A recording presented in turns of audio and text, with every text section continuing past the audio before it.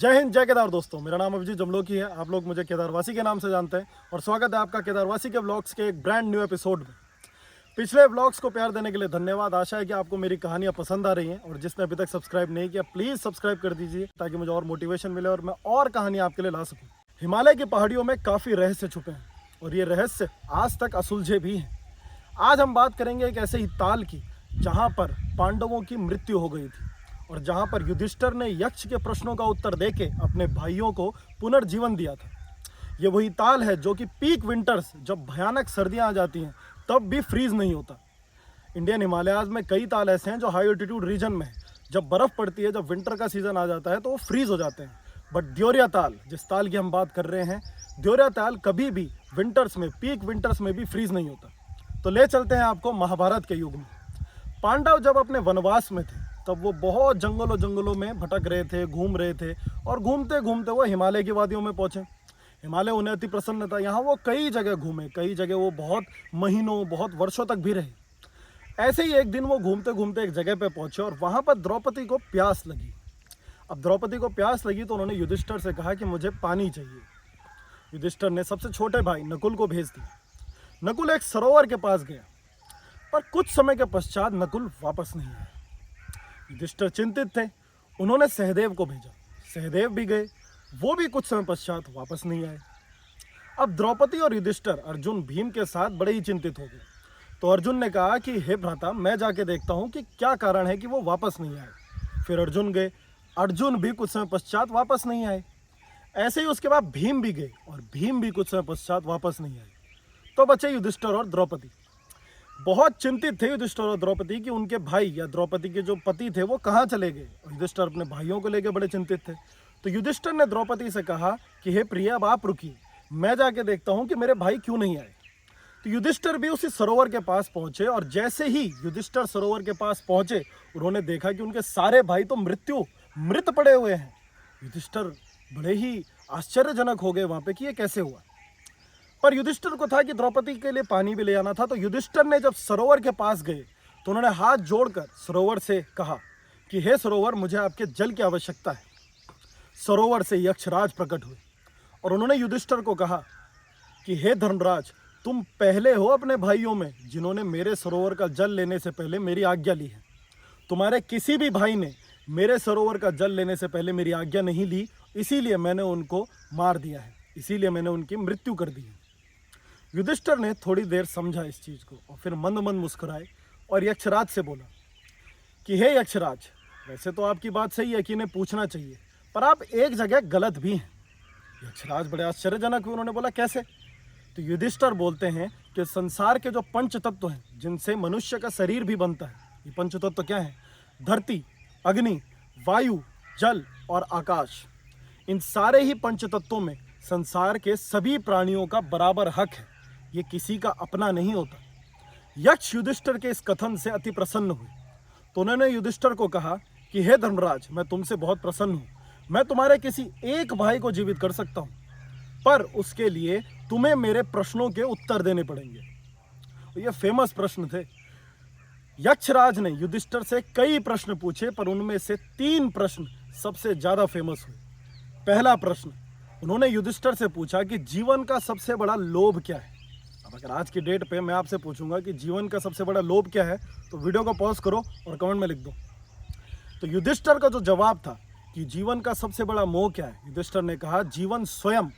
अगर जीवन ही नहीं रहेगा तो किसी और मोह के लिए हम बचेंगे ही नहीं। दूसरा प्रश्न जो यक्षराज ने पूछा वो था कि जीवन का सबसे बड़ा डर क्या है। अब पहले प्रश्न से आप समझ गए होंगे कि इस प्रश्न का उत्तर युधिष्ठिर ने क्या दिया। युधिष्ठिर ने कहा कि जीवन का सबसे बड़ा डर मृत्यु है।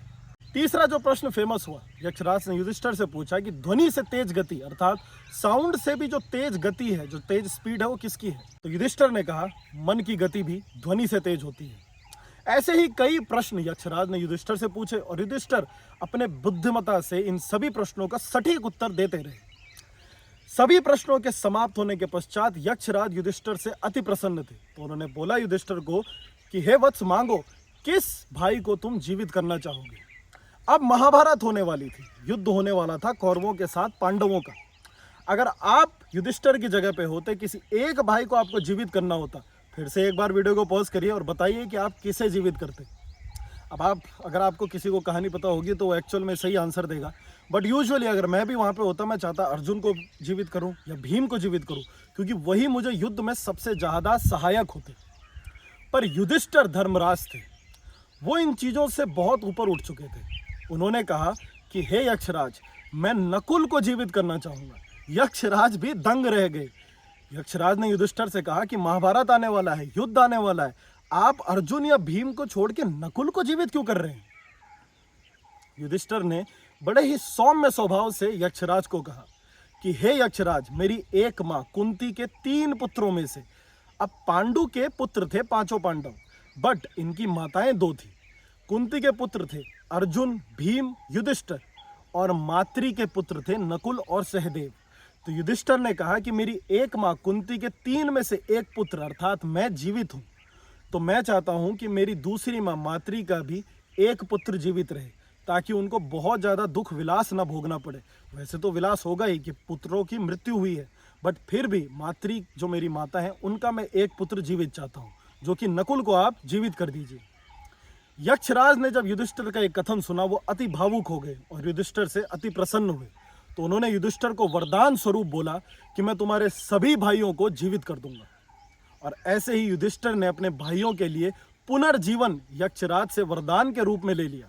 तो इस समय सीख मिलती है कि अपना जो धर्म है उस पर अड़े रहना चाहिए।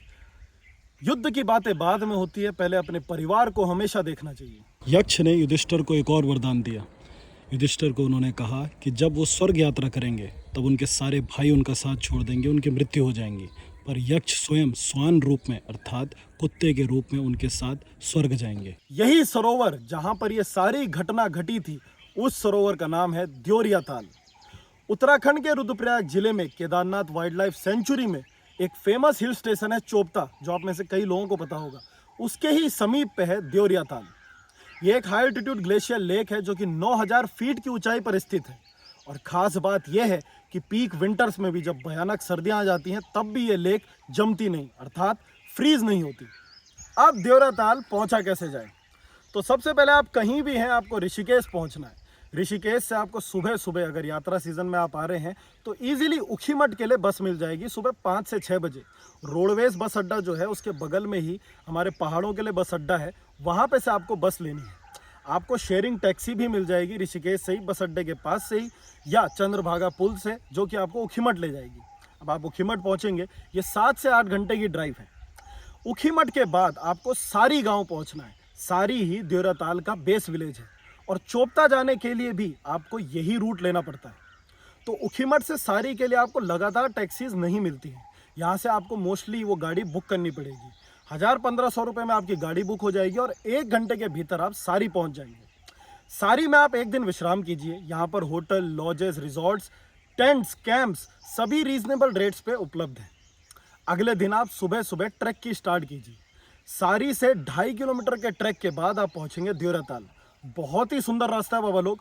अगर आप मार्च अप्रैल के सीजन में आते हैं तो यहाँ पे आपको लश रेड, ग्रीन नहीं रेड, बुरास जो कि रोडोडेंड्रॉन कहा जाता है, जो कि उत्तराखंड का स्टेट ट्री भी है। इस ट्री पे एक फ्लावर लगता है लाल कलर का। अब ये फ्लावर भी अलग अलग कलर के होते हैं ऑल्टीट्यूड वाइज। सबसे पहले ये लाल होता है, फिर ये गुलाबी होता है और अंत में जाके ये वाइट हो जाता है। जो वाइट रोडोडेंड्रॉन होता है वो पॉइजनस होता है, बट जो रेड रोडोडेंड्रॉन होता है, जो लाल बुरास होता है, उससे स्क्वॉश बनता है, जूस टाइप का चीज़ मान लीजिए आप। ये एक बहुत ही ज़बरदस्त एनर्जी ड्रिंक भी है और साइंस के आधार पर अगर हम माने तो माइग्रेन और हार्ट पेशेंट्स के लिए भी बुरांस का जो जूस होता है वो बड़ा ही फलदायक होता है। खैर ये तो बात थी बुरांस के जूस की। अब आप आगे बढ़ते हैं, 2.5 किलोमीटर के बाद आप पहुँचेंगे द्योरियाताल। रास्ते भर में अगर आप दूसरी तरफ देखेंगे तो आपको तुंगनाथ, जो तृतीय केदार हैं, और चंद्रशिला की पहाड़ी के भी ज़बरदस्त दर्शन होते हैं। अब आप पहुँचेंगे द्योरियाताल। द्योरियाताल की सबसे खास बात यह है कि यहाँ पर माउंट चौखंबा, जो कि one of the most beautiful mountains है इंडियन हिमालयाज में, उसका आप सीधा सीधा बहुत ही सुंदर रिफ्लेक्शन देख सकते हैं द्योरियाताल झील में। अगर क्लियर वेदर है तो आप ट्राई करना कि आप सुबह सुबह जाइए या आप शाम को इवनिंग के वक्त वहाँ पे रहिए। अब द्योरियाताल क्योंकि केदारनाथ वाइल्ड लाइफ सेंचुरी के अंतर्गत आता है तो यहाँ पे आपको एंट्री फीस देनी पड़ती है। वहीं पर एक फॉरेस्ट विभाग का ऑफिस है, वहाँ से आप एंट्री फीस की पर्ची काट सकते हैं।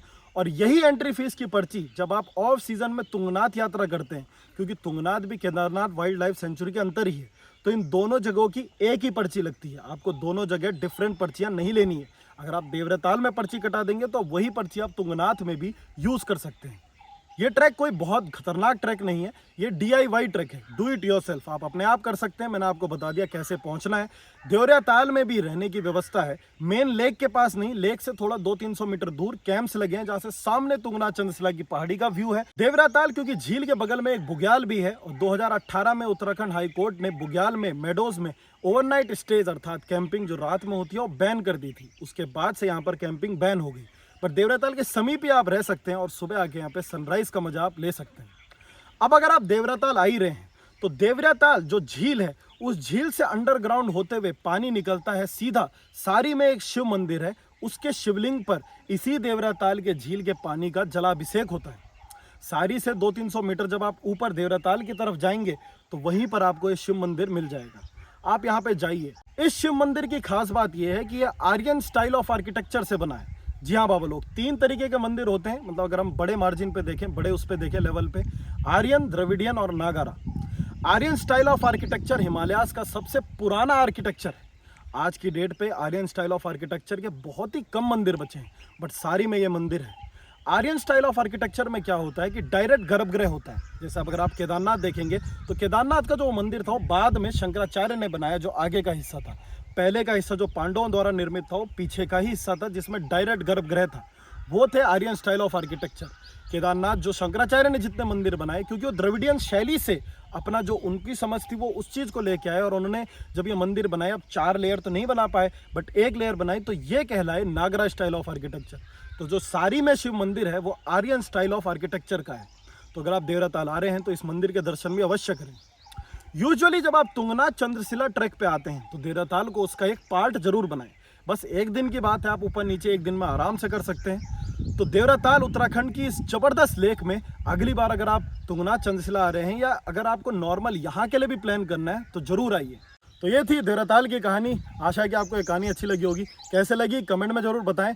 अगर वीडियो अच्छा लगा तो make sure to hit the like button, और शेयर करो अपने दोस्तों के साथ भी, और उनको बताओ कि उत्तराखंड की इस जबरदस्त लेक के बारे में, जिसका महाभारत से कनेक्शन है और जो पीक विंटर्स में भी फ्रीज नहीं होती। आगे भी और एक्साइटिंग स्टोरीज आती रहेंगी बाबा लोग। तो इस चैनल को सब्सक्राइब कर दीजिए केदारवासी के व्लॉग्स को, और लोगों को भी बोलो कि सब्सक्राइब कर दें, और जाते जाते वो बेल आइकॉन होता है वो दबा देना, ताकि जैसे ही नई वीडियो आए आपको पता चल जाए। मिलते हैं एक नई वीडियो के साथ, तब तक के लिए जय हिंद, जय केदार।